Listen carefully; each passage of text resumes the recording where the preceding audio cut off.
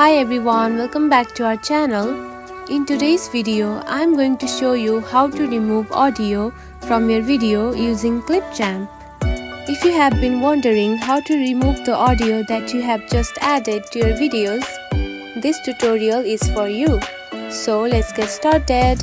First of all, find the Clipchamp app on your home screen. Now open it. Choose one video that you want to edit.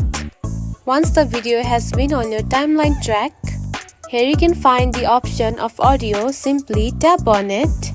Now here you can find the audio that you have just added to your video. Now tap on it. Next, scroll to your right and you can find the option of delete. Now tap on it. Here you can see the audio has been completely removed from your video. And that's it. This is how you can remove the audio from your video using Clipchamp. If you found this video helpful, don't forget to like and subscribe for more tips. Thanks for watching.